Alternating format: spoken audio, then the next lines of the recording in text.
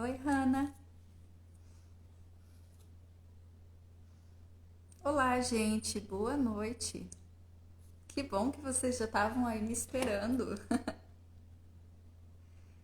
Liliane, a Hanna. Legal. Não estão enjoadas de mim ainda? A gente está no terceiro dia. Oi, Mari. No terceiro dia, então ainda não deu tempo de enjoar, né? Por favor. A gente está começando a nossa jornada, ainda tem muita coisa legal. Se bem que já está chegando na metade, diz que depois que passa da metade vai mais rápido, né? Mas ainda tem bastante coisa aqui para a gente ver, conversar, refletir, certo?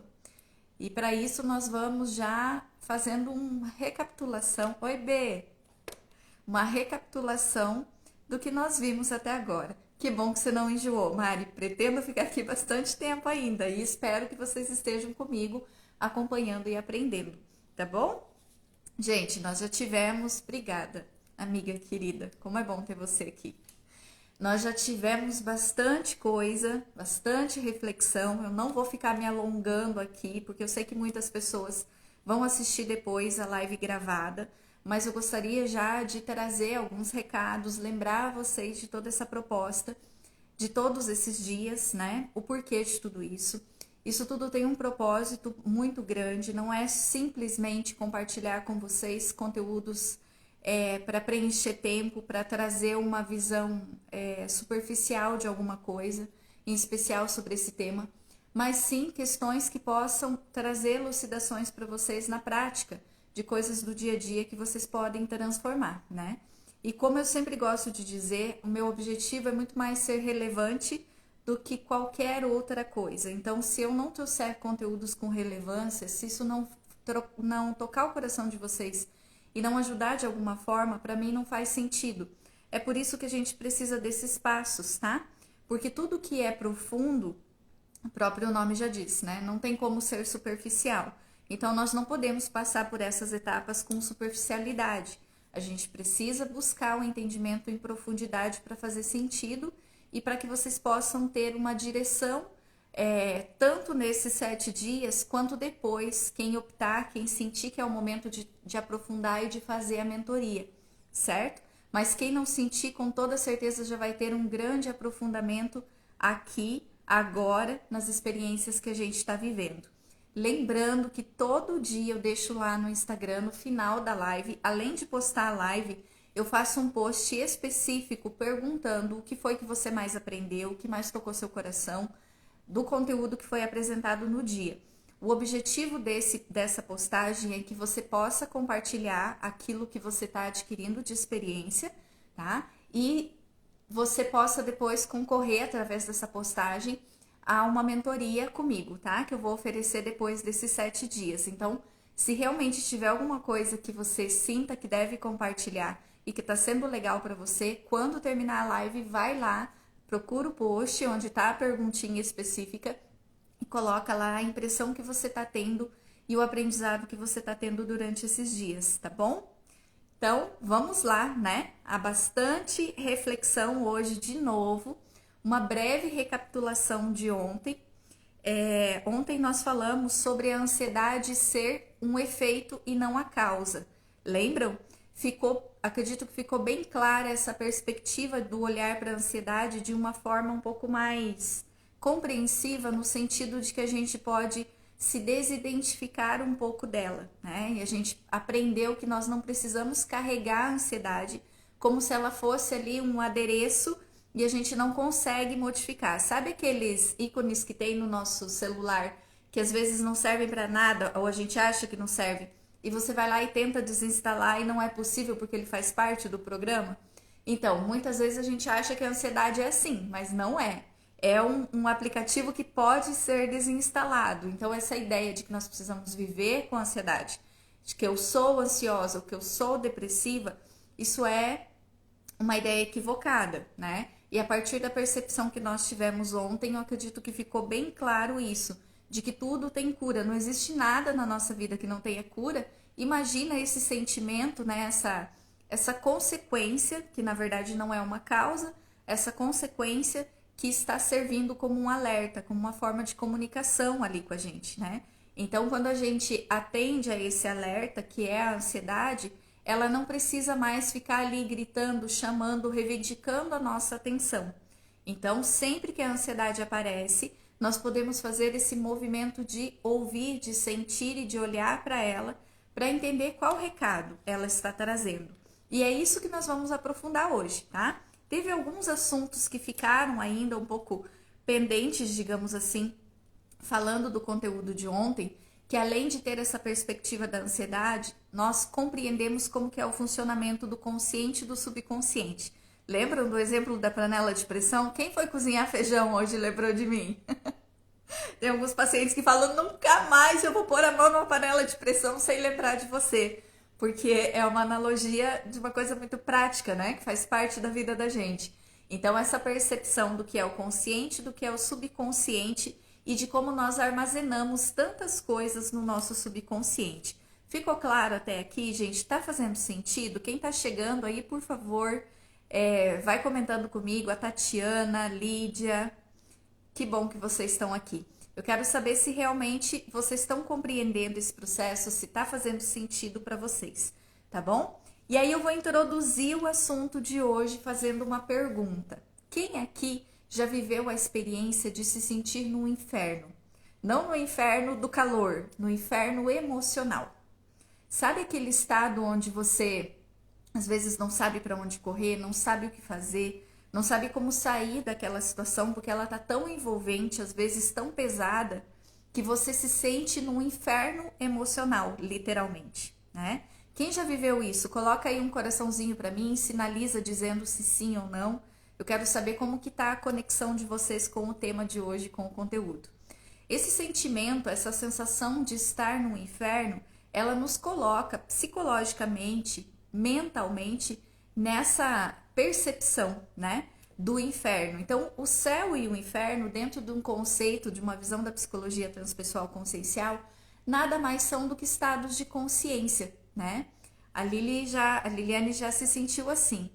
Esse inferno emocional, a Betânia também, esse inferno emocional ou o céu emocional, ele é conduzido pelo nosso estado. Oi, Sirlene. É conduzido pelo nosso estado emocional. Então, basicamente, nós criamos o céu ou o inferno na nossa mente a partir daquilo que a gente está pensando ou está sentindo, certo? Faz sentido isso para vocês? E aí, esse estágio, ele geralmente nos envolve de uma forma tão intensa que acaba por conectar memórias, emoções que estão ali guardadas no nosso subconsciente. E às vezes a gente fica aprisionado a essas memórias, essas emoções, sem perceber. É por isso também a grande importância do autoconhecimento. A gente vai falar muito disso lá no último encontro, sobre o processo em si do autoconhecimento, os benefícios do autoconhecimento. Mas basicamente ele tem, né, essa necessidade desse olhar para aquilo que está guardado dentro de nós. O que está guardado lá na panela de pressão e que está interferindo hoje na nossa vida, muitas vezes sem que a gente se dê conta. E a gente se dá conta, não é que você não está percebendo o que você está sentindo, as emoções que você está tendo. Você até percebe, só não sabe de onde vem, o que está ocasionando, como que isso está surgindo na sua vida. E aí a ansiedade vem ali de novo, bater na porta, né? O pininho da panela, ele começa a soltar o vapor que está sobrando ali dentro da panela, tirar um pouco da pressão, porque senão não vai dar certo, né? Então, esses momentos de crise acontecem dessa forma. E esses estados emocionais, né? Esse estado emocional do inferno psicológico, do inferno emocional, ele acontece às vezes com bastante frequência na nossa vida, quando nós não nos damos conta disso que está guardado no subconsciente. E é isso que eu gostaria de enfatizar, trazendo um pouquinho já, fazendo um gancho com a aula de ontem, trazendo para a perspectiva de hoje, para que a gente possa aprofundar. Se a gente já entendeu que o subconsciente guarda ali muitas memórias, emoções, crenças, traumas, dores, de tudo que a gente viu, ouviu, sentiu na nossa vida, o que que isso faz? O que está interferindo nos dias de hoje? O que é que está guardado nesse subconsciente? Ontem eu recebi essa pergunta, né? De como que a gente identifica. E a partir dessa percepção aqui, a gente vai fazer uma identificação um pouco mais clara, eu acredito, do que está guardado, o que tem no meu subconsciente, o que tem na minha panela de pressão, certo? Então, quando a gente veio para o mundo, quando nós somos lançados no mundo, nós temos uma única necessidade, na verdade várias, mas essa é a principal necessidade, de nos desenvolvermos enquanto pessoa, enquanto seres em evolução. E nós temos uma referência muito grande nesse contexto de pai e de mãe. É como se os nossos pais eles fossem o alicerce da nossa vida, né? Na verdade, os pilares da nossa vida. Os pilares onde a gente vai construindo um alicerce de vida, certo? E ali, como eu disse na aula passada, nós vamos guardando muitos sentimentos, interpretações das coisas que vão acontecendo ao nosso redor.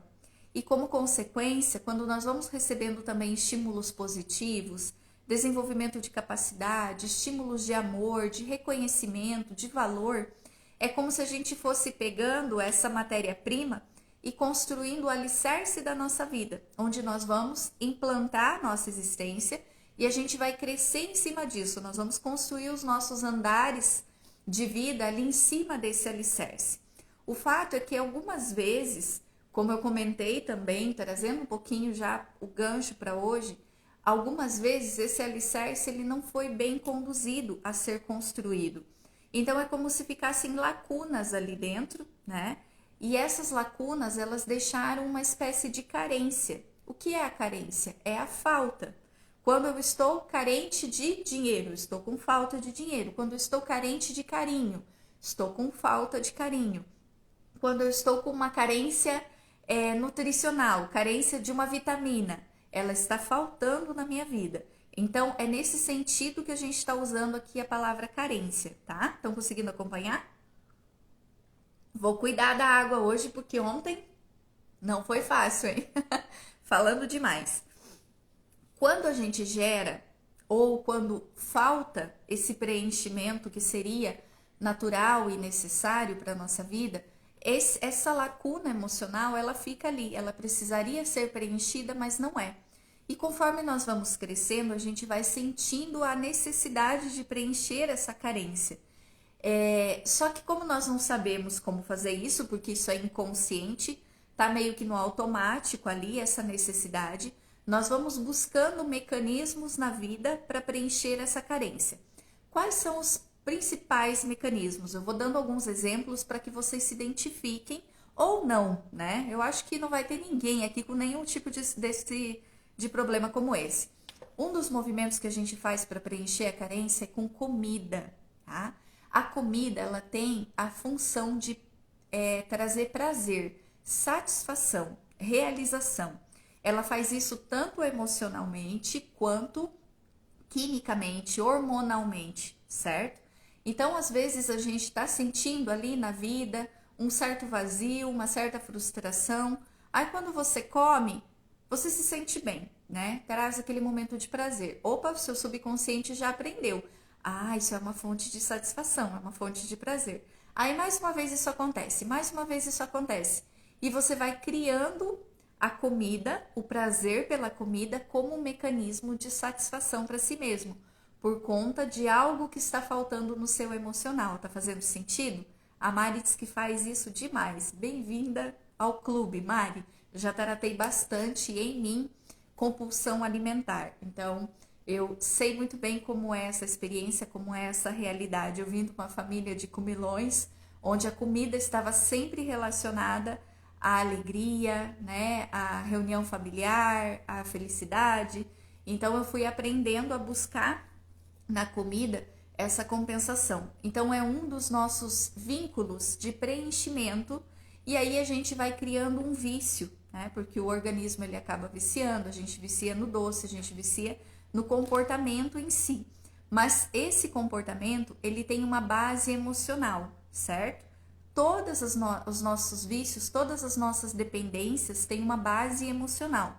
Inclusive, eu estou entrando nesse assunto porque eu recebi uma pergunta relacionada a isso, de como a ansiedade está vinculada aos vícios e às dependências.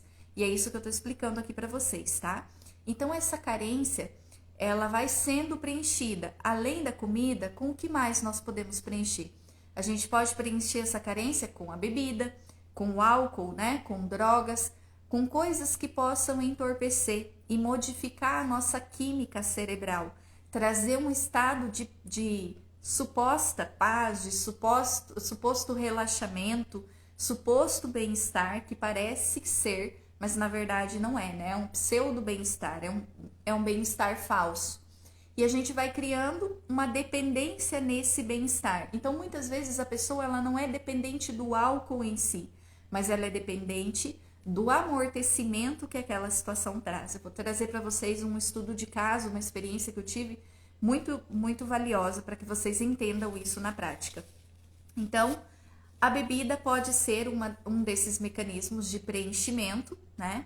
Dessa carência que está ali dentro. O que mais? O sexo, que é uma das coisas assim mais veladas, digamos assim, e ao mesmo tempo corretas perante a sociedade, mas onde a gente tem um grande problema de vinculação, de dependência mesmo, de compulsão por relação sexual e todas as situações que envolvem essa área.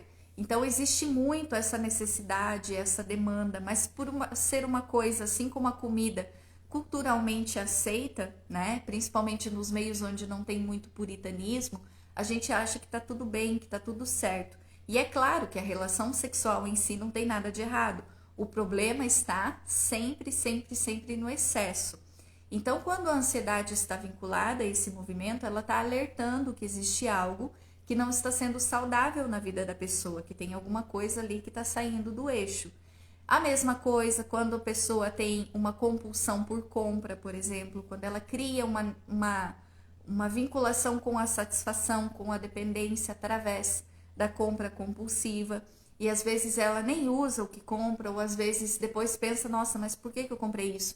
Mas no momento da compra traz uma satisfação, traz um preenchimento, né? Essas são as principais, as que estão mais evidentes, digamos assim. Mas existem outros movimentos de compulsão, de busca por preenchimento desse vazio, dessa carência que existe ali dentro de nós. Então, em toda compulsão existe uma carência por trás, certo? E aí a pessoa ela tem a carência e pela carência ela desenvolve essa dependência de preencher a carência.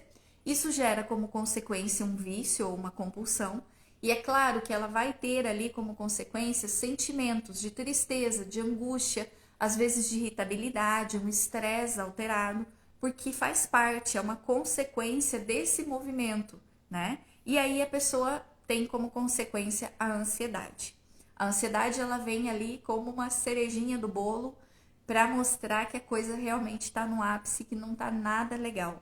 Então esses movimentos de carência e a busca pelo preenchimento são muito comuns na nossa vida, na nossa sociedade, na nossa cultura, alguns muito aceitos, como a alimentação, por exemplo, né? A gente pode até ser criticado, julgado quando está acima do peso, mas socialmente é super aceito comer, beber, né? Então a gente não tem nenhum impositivo em relação a isso. E às vezes só começa a dar atenção para essa situação quando ela se agrava bastante, ou quando os sentimentos eles estão ali rondando. Eu queria compartilhar com vocês uma experiência que eu tive num estudo, num caso, de um paciente que era dependente de álcool. Há muitos anos, cerca de 10 anos, um pouco mais, ele fazia uso de álcool com muita frequência. Ele realmente era alcoólatra. A primeira coisa que ele tomava no café da manhã era bebida alcoólica. Então ele tinha uma dependência profunda. E na primeira vez que ele foi internado, ele conheceu a possibilidade de fazer terapia, mas ele não conseguiu ficar na clínica para fazer o tratamento ali químico, né? Para tirar a dependência. Mas nesse movimento ele se permitiu fazer terapia. Então ele conheceu as causas emocionais que geravam a dependência dele. E olha que interessante, gente, por isso que cada caso é um caso, cada pessoa é um universo, é um mundo. Essa pessoa em particular, ele criou uma interpretação, a gente descobriu isso através de uma regressão de memória, tá? Ele criou a interpretação quando ele era bem bebezinho, que a mãe dele não quis amamentar ele sentiu uma rejeição, ele sentiu a carência ali naquele momento, naquelas experiências que ele viveu. porque não porque a mãe não quis, porque a mãe rejeitou de fato, mas a mãe, eu não entendi bem o contexto, porque nem ele lembrava, a mãe já era falecida, mas a mãe não pôde amamentar ele por falta de leite, por alguma coisa nesse sentido. E ele lá, quando criança, bebezinho ainda, recém-nascido, interpretou aquilo como uma ausência, como um sentimento de rejeição, né? E aí ficou a lacuna ali, a carência, a falta daquele afeto, daquele contato, daquela percepção, por vários motivos também que podem ter acontecido ali. E ele cresceu com essa memória no subconsciente. E ele teve durante a vida ali, jovem, adolescente, vários conflitos com ele mesmo, que ele não sabia até então a origem, apesar de ter uma boa relação com a mãe. Por isso que eu falo para vocês, às vezes a gente acha que não tem nada, mas quando você vai vasculhar um pouquinho, ter uma atenção maior, o problema tá ali, escondidinho, camuflado.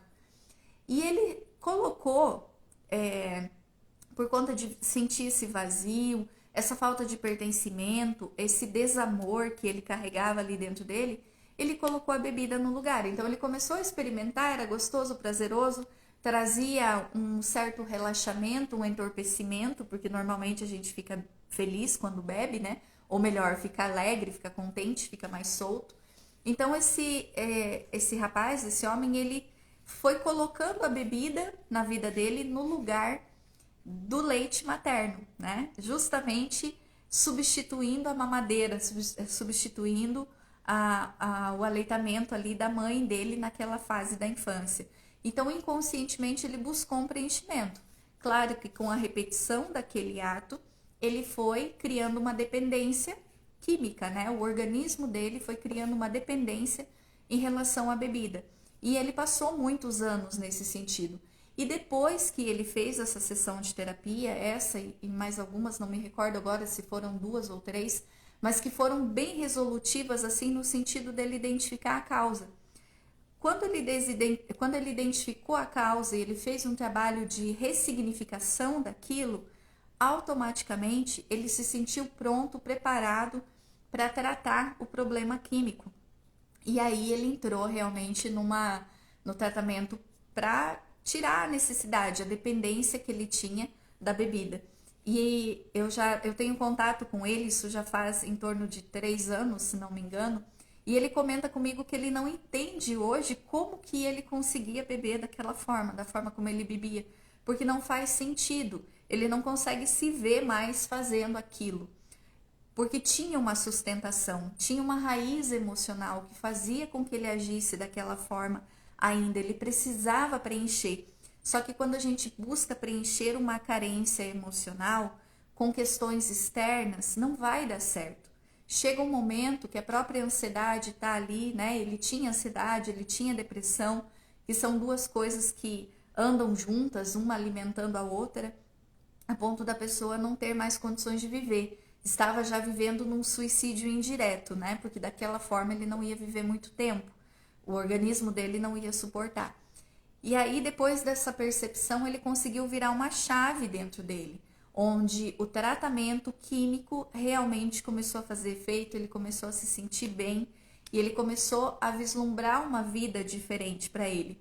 E é claro que depois ele foi fazer um tratamento, passou 6 meses fazendo esse tratamento, depois ele continuou com sessões de terapia para tratar algumas questões emocionais, de sentimento de incapacidade, de desvalor, de baixa estima, que ele foi identificando no meio de todo esse processo. Mas depois desse período ele conseguiu reconstruir a vida dele, depois de olhar, curar e ressignificar a causa que estava ali sustentando aquele sentimento de carência. Foi uma história muito marcante, tem vários exemplos, eu poderia compartilhar muitos aqui com vocês, mas eu acredito que esse exemplo ele elucida bem como é a estrutura das nossas emoções e como elas interferem na nossa vida. Então, o sentimento, toda a compulsão, tudo que você perceber na sua vida que está exagerado, que você não está conseguindo ter domínio, às vezes, que você gostaria de diminuir, mas não consegue, é muito, muito provável que tenha ali por trás um sentimento sustentando isso, fazendo com que você ainda haja dessa forma, tá? E essa identificação, ela te dá a possibilidade de curar a ansiedade de fato, né? De ir lá na causa do problema e não tratar somente o efeito, não tratar somente o resultado que aparece ali, né? O alerta que está te dizendo que as suas emoções elas não estão bem equilibradas. Tá fazendo sentido, gente? Alguém, eu acho que ninguém se identificou, mas provavelmente conhecem alguém que vive isso, né? Já conheceram, já escutaram histórias bem longe, mas já escutaram alguma coisa parecida, não foi? E aí, entrando mais um pouquinho nesse conceito, brincadeiras à parte, né? Pra gente descontrair, mas é importante reconhecer onde estão os nossos equívocos, onde a gente precisa melhorar, porque a primeira parte, né? O primeiro passo para a mudança é o reconhecimento. Enquanto não tem reconhecimento, não há mudança.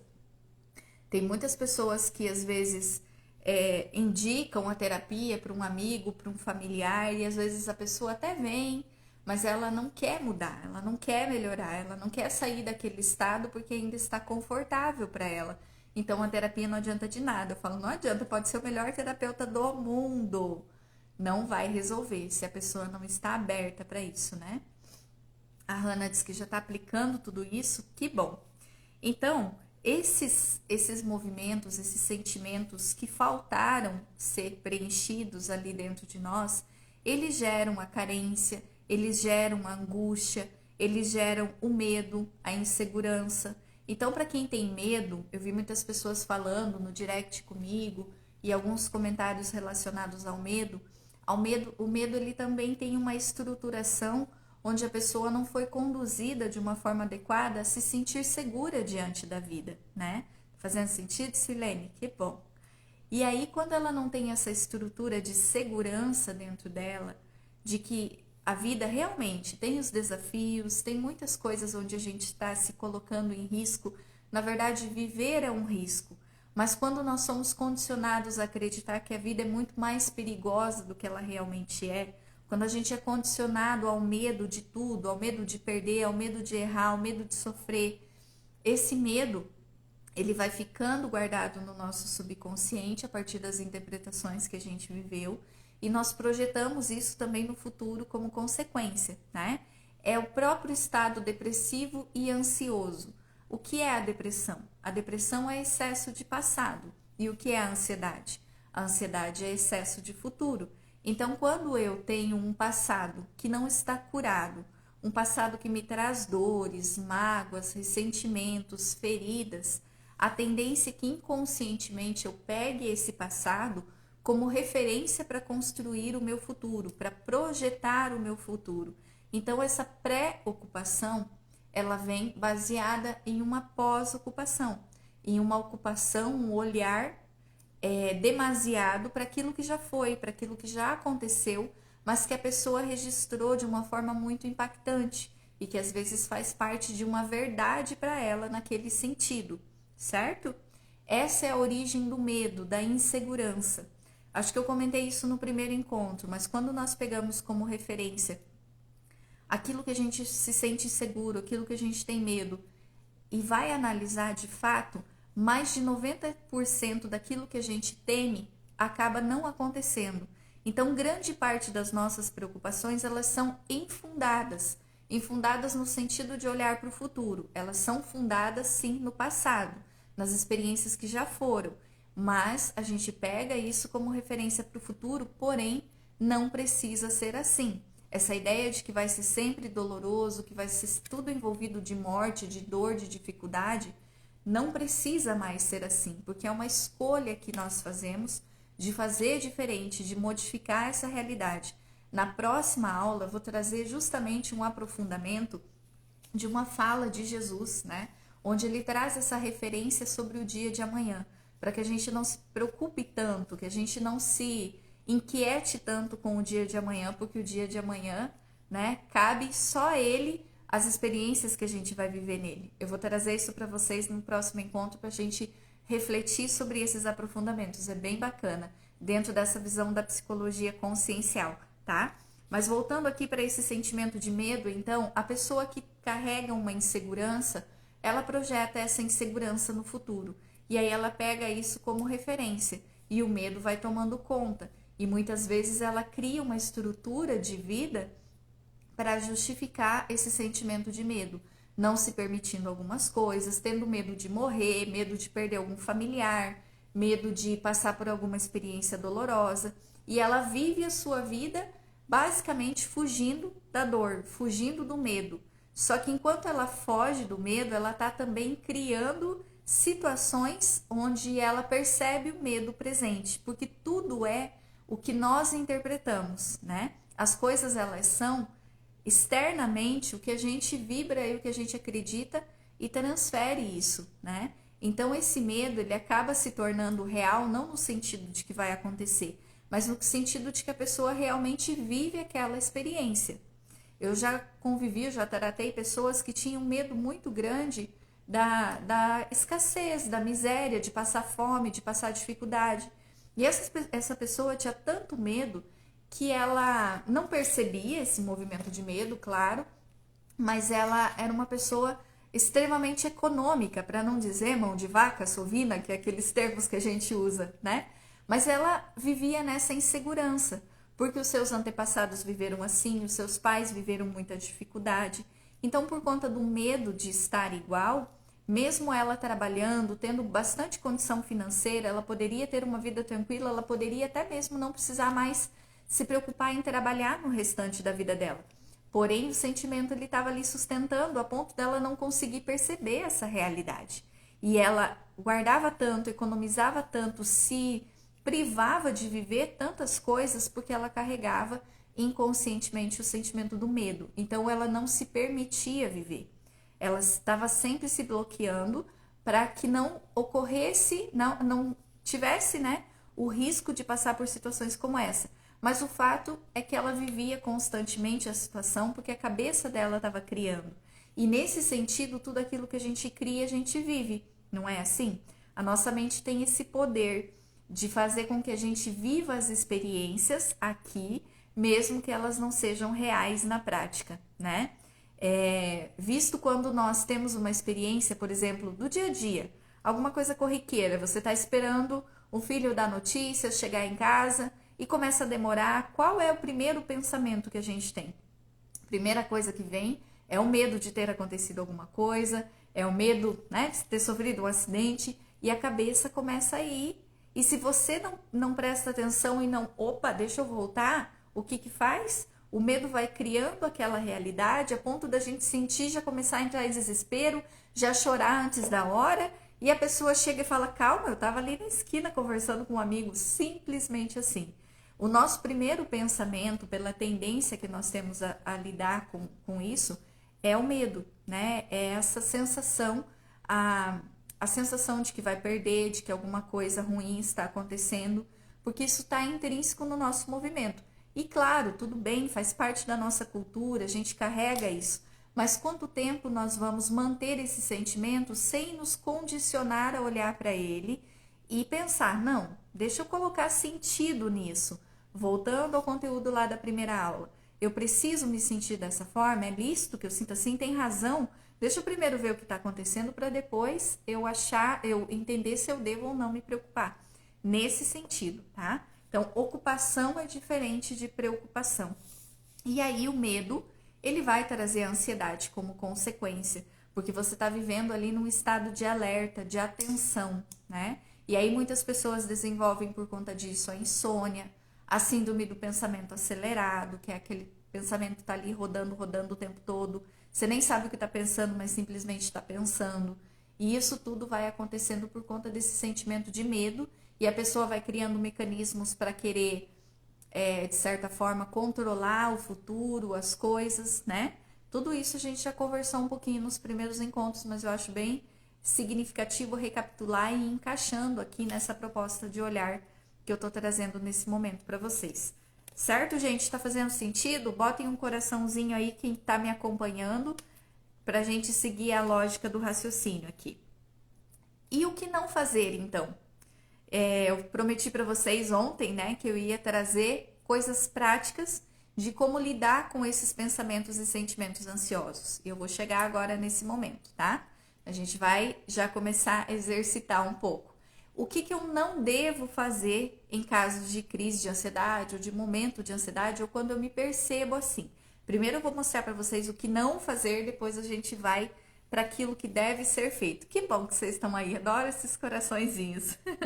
Então, gente, mesmo sendo você, ou no caso de você conviver com alguém que tem reações ansiosas, tá? Seja um parente, um amigo, alguém da família. Eu até comentei hoje nos meus stories a respeito do meu filho que tem TDA, né? E que ele esqueceu a mochila em casa, tendo plena certeza de que ele estava com a mochila, porque eu perguntei para ele 2 vezes: você pegou a sua mochila? Sim, mãe, peguei. E isso dentro do carro. Quando nós chegamos na escola e ele desceu do carro, ele percebeu que ele estava sem a mochila. E aí ele já começou naquela hora com um monte de pensamento ali. Ai, mãe, me desculpa, me desculpa. Ele começou a entrar em desespero e eu percebi que ele poderia gerar uma crise ansiosa. Eu não sabia um tempo atrás o que fazer. Algumas vezes eu até dei bronca nele por conta disso. Hoje eu entendo o que está acontecendo com ele, o que passa na cabecinha dele, o que deixa de passar na cabecinha dele.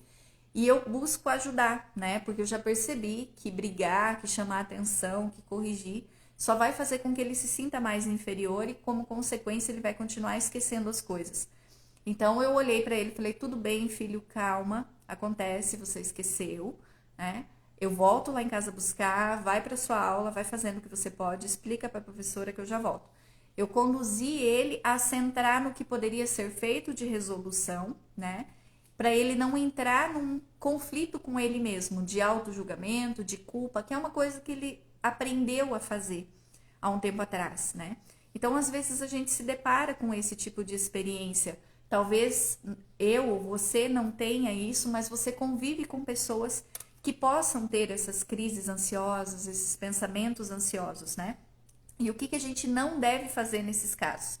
Que eu confesso que eu já fiz sem saber, né? Depois eu fui entendendo todo esse processo e é por isso que eu tô compartilhando com vocês. Compreender, primeiro passo, que não é uma escolha da pessoa. Ela não faz por mal. Às vezes a gente acha que a pessoa está criando aquele estado ansioso e não é bem assim que funciona, porque ela ainda está inconsciente. Ela não tem toda essa percepção. Se ela está assistindo essas lives, vai ter, mas caso não tenha ainda, a compreensão é muito importante. Então, esse é o primeiro ponto. Deixar o julgamento de lado. Faz isso. Se você tem ansiedade, faz com você. Se tem alguma pessoa que você convive que tem ansiedade, a mesma coisa, tá? E aí, quando a gente faz isso, a gente deixa de falar aquelas frasezinhas célebres que só quem tem ansiedade sabe o quanto é ruim ouvir. Vou contar qual é. Você tem que se acalmar. Você não precisa ficar assim. Pense em outras coisas, mude o foco. Pare de pensar desse jeito, pare de chorar. Quando a gente tem ansiedade, eu sei que a intenção das pessoas em ajudar é positiva, né? Só que mal direcionada, porque elas não sabem como fazer. E aí elas falam como se a gente tivesse um botãozinho de ligar e desligar a ansiedade, né? Mas não é assim. A pessoa acaba criando aquele estado como consequência de um monte de acúmulos emocionais. E às vezes quando aquilo surge, e muitas vezes a ansiedade ela aparece do nada. Todo mundo fala assim: mas eu estava bem, eu não tinha razões para me sentir daquele jeito. Mas é isso, quando você deixa ali a panela de pressão quietinha, ela vai soltar o vapor a hora que ela decide, a hora que está acumulando a pressão. Então isso que acontece. E aí quando as pessoas vêm tentar ajudar a gente falando dessa forma, parece que é pior, porque você sente assim uma impotência tão grande. Fala: nossa, né, é tão fácil falar, por que eu não consigo fazer? E às vezes isso aumenta mais a ansiedade, vem aquela sensação de irritabilidade, aquele nervosismo, e a situação só piora, né? Então é o que a gente não deve fazer com uma outra pessoa, caso ela esteja nesse movimento, né? Ela esteja nesse período aí da ansiedade. E se for com você mesmo? Pare de tentar fugir da ansiedade, fugir do problema. Uma coisa que a gente também foi ensinado de forma inconsciente é sempre fugir da dor. Nós não fomos condicionados a olhar para as nossas dores frente a frente, assim, ó, cara a cara. E falar: tá bom, o que você está fazendo aqui? O que você quer me ensinar? Qual é o sentido de você estar presente na minha vida? Não, a gente aprendeu a correr tomar um analgésico. sempre, né? Porque é como se fosse inaceitável conviver com a dor ou a dor estar presente na nossa vida. A dor, mesmo no caso da ansiedade, é uma dor, né? É uma dor emocional. Mesmo nesses casos, ou o caso do medo, qualquer situação da nossa vida que envolva a dor, seja ela física ou emocional, é um grande convite de aprimoramento de si mesmo. Essa dor, ela também é um carteiro, ela também está trazendo uma mensagem que a gente precisa olhar, né? Mas a primeira tendência, o primeiro movimento qual é? É fugir, é ignorar a dor, é buscar mecanismos para que ela passe o mais rápido possível. E quando nós fazemos isso, a gente não ouve o que a dor está querendo dizer. A curto prazo, isso pode ser muito válido, mas a médio e longo prazo, a dor vai aumentar, ou seja, ela vai voltar com a mesma intensidade ou às vezes até maior para trazer o recado que ela quer trazer. Então, a primeira coisa, por mais desagradável que seja, gente, maturidade emocional requer isso. Quando a gente decide ser maduro emocionalmente, nós precisamos olhar para as nossas dores. Não dá mais para fugir. Quem foge das dores é criança, né? O adulto, emocionalmente falando, ele enfrenta os seus problemas a ponto de conseguir descobrir o que está acontecendo e harmonizar tudo isso. Então, essa tentativa de fugir, ela é negativa, vista a médio e a longo prazo, tá bom? Afirmações de cobrança do tipo, você tem que, a pessoa começa a se cobrar ali, né?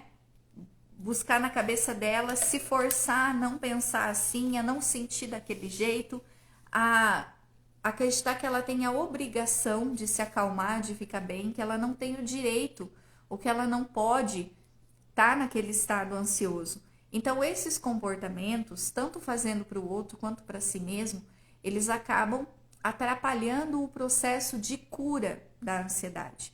É a mesma coisa de você estar com... Eu cortei meu dedo hoje aqui, fazendo hambúrguer vegano para o meu filho. E quando eu cortei o dedo, eu fui lá e coloquei um curativo, né? E deixei porque estava doendo, não queria saber dele.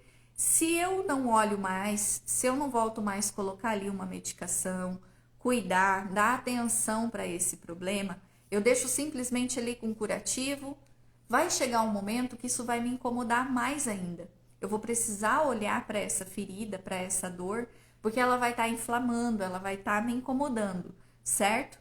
Então a mesma coisa acontece com o nosso emocional. Quando você olha para a sua dor, para o seu machucado, e você decide por colocar medicação nela, às vezes você tem que fazer uma asepsia, você tem que cuidar, vai doer.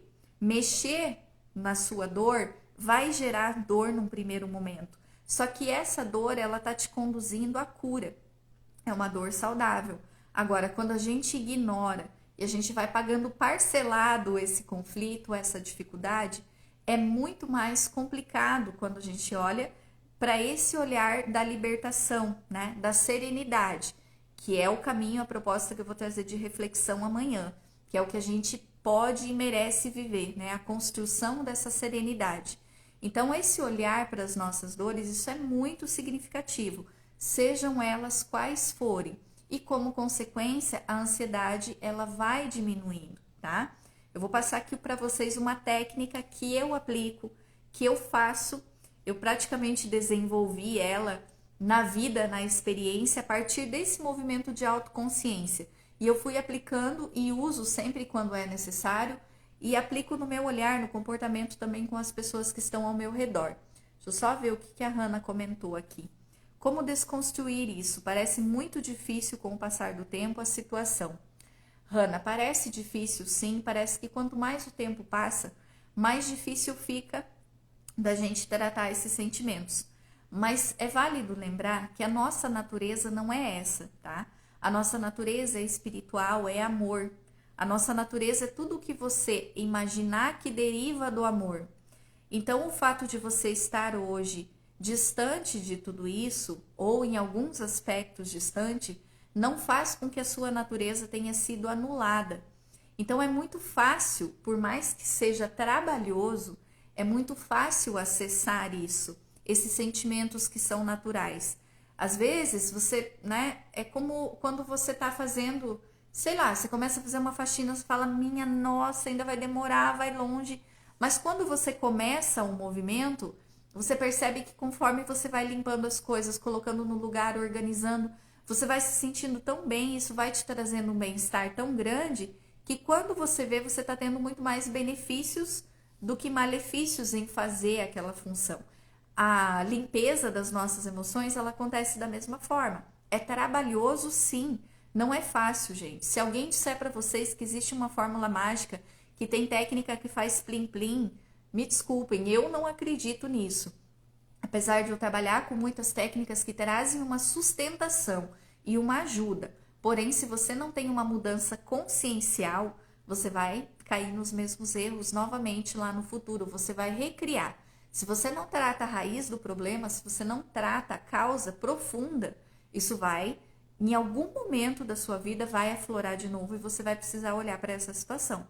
Porém, como nós temos essa natureza do amor, essa natureza da serenidade, ela é natural em nós, mas nós não estamos acessando, a gente está aprendendo a acessar, né? Eu espero que eu esteja conduzindo vocês a aprender esse acesso.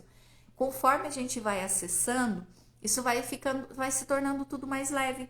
E aí você vai já conseguindo colher os benefícios disso. Então, o que eu te digo, Hannah, comece a caminhar. Só isso. Vai nos seus passos, no seu movimento, fazendo o que está ao alcance e tomando consciência da sua evolução. Porque quanto mais consciente você está da caminhada que você está fazendo e da evolução que você está tendo, mais também você vai encontrando forças para conseguir continuar nesse processo, tá? Fez sentido? Consegui te responder? Agora eu vou compartilhar com vocês o que eu faço quando eu me sinto, quando eu tenho pensamentos ansiosos. Ontem eu contei para vocês a história do meu segundo dia, né, aqui da proposta da semana da ansiedade e a serenidade, que eu tive milhões de pensamentos ansiosos, vontade, sentimento de desistir, sentimento de que não valia a pena. Eles vieram e eles vêm como um mecanismo de proteção e eu tenho certeza que eles vão estar presentes na minha vida em cada passo, cada evolução que eu der. Esses sentimentos que têm uma função meio equivocada de nos proteger, eles vão ali se fazer presente. E aí o que eu faço? Através da percepção, eu desenvolvi uma técnica de identificação, acolhimento e ressignificação. Eu vou explicar para vocês o que significa. Identificação é esse primeiro passo, foi o que eu fiz ontem. Opa, estou aí com os gremlins me rondando. Beleza. Se a gente não tem esse primeiro passo de identificar, a gente não consegue mudar mais nada, tá? Então, a identificação, ela é muito importante. Depois que você identifica, você vai para o movimento do acolhimento. O acolhimento que é conversar e autoacolher-se. Pode ser mentalmente, quando você percebe e traz um movimento amoroso para si mesmo. Como quem diz, tá tudo bem, você tem o direito de se sentir assim. Vamos olhar para isso, vamos cuidar disso, né? Dá atenção porque você merece esse cuidado. Esse é o acolhimento. É contrário daquilo que eu comentei ontem. Lembra que muitas vezes a gente briga, se pune, ou tem essas frases aqui no sentido de que eu não posso, que eu tenho que ficar bem, que eu tenho que engolir o choro, que eu tenho que levantar a cabeça, né? E a não permissão, às vezes, de sentir aquilo que está sentindo. O acolhimento, ele é totalmente contrário a isso. O acolhimento, ele tem essa ideia de você olhar para si, se perceber, se sentir de uma forma amorosa consigo mesmo. E aí eu pergunto, quem tem sido amoroso? Quem de vocês tem sido amoroso consigo mesmo nos últimos dias, anos? Como que você é nesse sentido de afeto consigo mesmo? É uma pergunta reflexiva, tá? Não precisa nem me responder aí no chat, porque eu sei que todo mundo se ama, se abraça infinitamente. Só que não, né? Nós temos também esse hábito infeliz de nos denegrir, de nos diminuir, de não acolher as nossas dores e as nossas dificuldades. A gente faz isso com o marido, com a mãe, com o pai, com o filho, com os amigos, mas consigo mesmo, raramente a gente faz. Se tiver alguém aí que faça, me conta, que eu vou ficar feliz em saber. Mas esse movimento de acolhimento, ele é fundamental. Foi o que eu fiz, por exemplo, hoje com meu filho, quando ele percebeu que ele tinha cometido um equívoco, né? E depois, num segundo momento, a ressignificação. O que é a ressignificação? Dar um novo significado, um novo sentido para aquele sentimento. Que foi o que eu fiz ontem, depois que eu identifiquei que eu estava com os pensamentos, acolhi aquilo em mim e trouxe uma ressignificação. Ou seja, eu me condicionei a pensar sobre o propósito de estar fazendo tudo isso, sobre as coisas que eu poderia compartilhar, sobre a ajuda que eu poderia oferecer para muitas pessoas, sobre o quanto isso seria também um caminho de cura para mim. Enfim, eu fui buscando dentro de mim o positivo dessas experiências que eu estou vivendo e trazendo esse sentimento de acolhimento.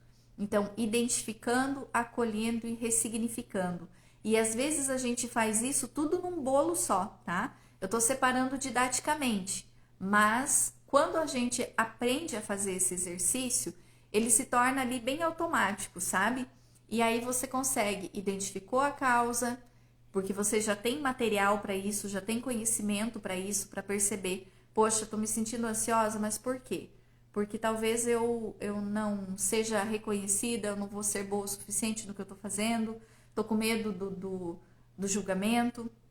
Percebi, essa foi a identificação. Acolhi isso, tudo bem. Eu passei por muitas experiências que me fizeram acreditar que isso era verdade. Eu reconheço, aceito que isso está fazendo parte de mim agora. Porém, todavia, no entanto, aí eu trago os pensamentos positivos para mim. Mas olha só o que você está fazendo.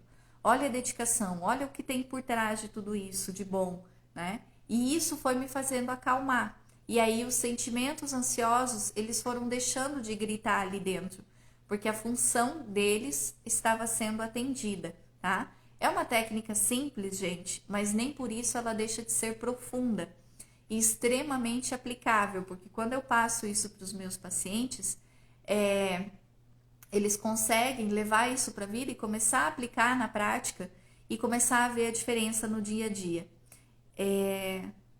A Anne está perguntando qual a intenção positiva, mas que está mal direcionada. Ótima pergunta, vou explicar. Intenção positiva é a intenção do ego. Todo o nosso comportamento tem uma intenção positiva. Até uma pessoa que tira a vida de outra, no fundo ela tem uma intenção positiva. O maior mal que você vê, que o ser humano cometendo, tem por trás uma intenção positiva, tá? A intenção de ser feliz, a intenção de proteger, a intenção de buscar alguma satisfação. Positivo não significa que seja bom, mas que é positivo na perspectiva ali do ego, do sentimento egóico, certo? E aí, nesse caso, a intenção positiva do ego, por exemplo, no meu caso, era de me proteger, para que eu não passasse por experiências onde eu seria rejeitada de novo, onde eu seria julgada, onde aquilo que eu estou fazendo não seria bem visto, onde seria apontado o dedo para mim. Então, quando eu passei por essas experiências no meu passado, na infância, ficou registrado dentro de mim. E hoje esse sentimento vem como uma forma de proteção, de dizer assim, não se exponha porque você vai ser julgada, você vai passar por tudo aquilo de novo, fica quietinha aí no seu canto, entende? Essa é a intenção positiva desses sentimentos que vem como uma forma de proteger a gente de não evoluir, de se expor, de crescer, de conquistar coisas na vida, tá? Eles vêm por esse motivo. Fez sentido? Consegui te responder? Me fala aí, certo? E essa técnica, gente, da identificação, do acolhimento e da ressignificação, ela pode ser aplicada com muita facilidade em qualquer momento, ninguém precisa perceber, porque você está ali fazendo consigo mesmo, né? Os seus sentimentos, às vezes a gente... Nossa, vocês vão ver, depois me contem, por favor, quando vocês usarem a técnica, me mandam um direct aí contando. Dani, eu apliquei e realmente fez a diferença.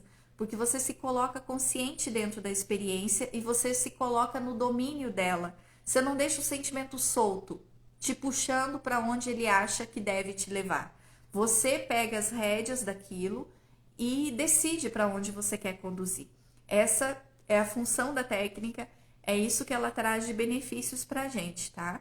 Então, nós já estamos chegando aqui também ao final. Eu já vi aqui que, gente, a hora passa voando quando eu venho conversar com vocês. Mas eu acredito que tenha passado o que eu planejei para hoje.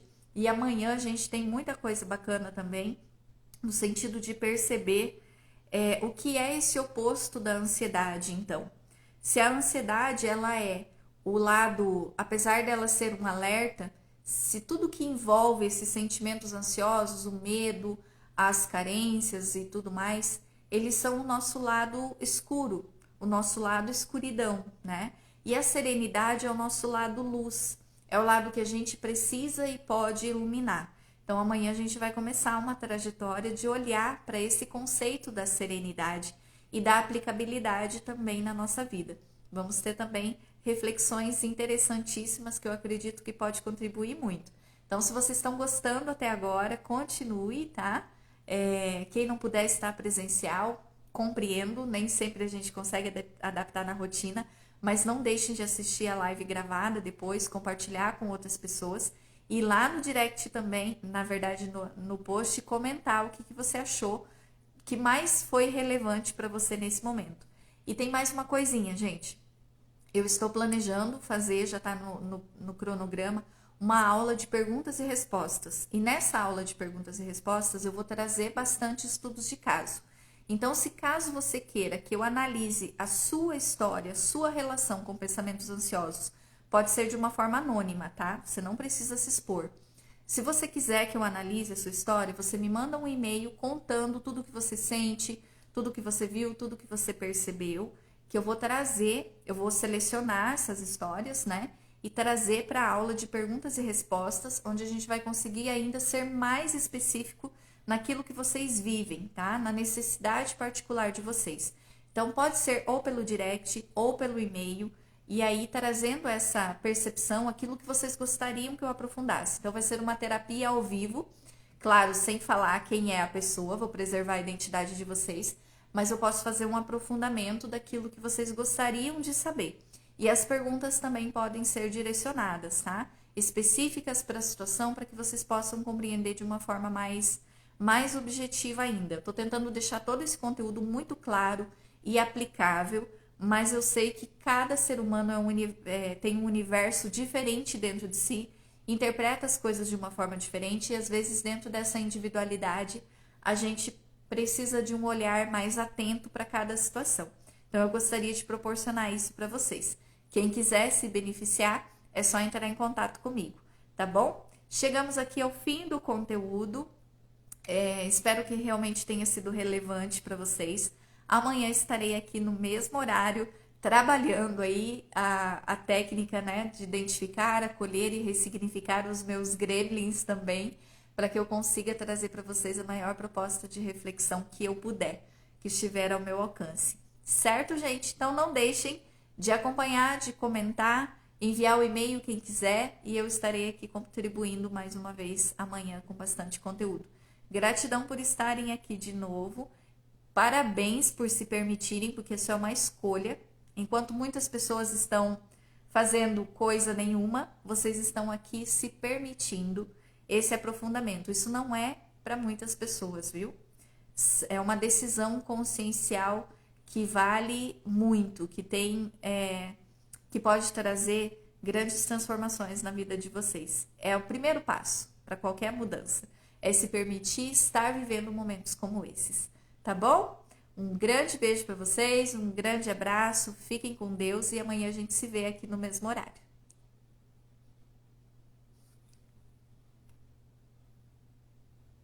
Enquanto vocês vão, eu fico olhando os comentários, que eu adoro.